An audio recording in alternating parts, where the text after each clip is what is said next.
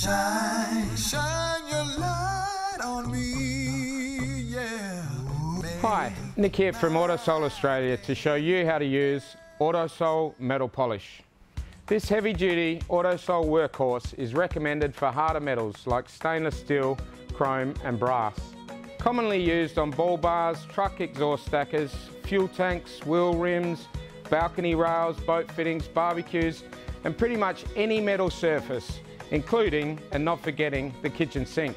This popular product is available in various pack sizes to suit different requirements, anywhere from a 75 milliliter tube to a 20 kilogram pail.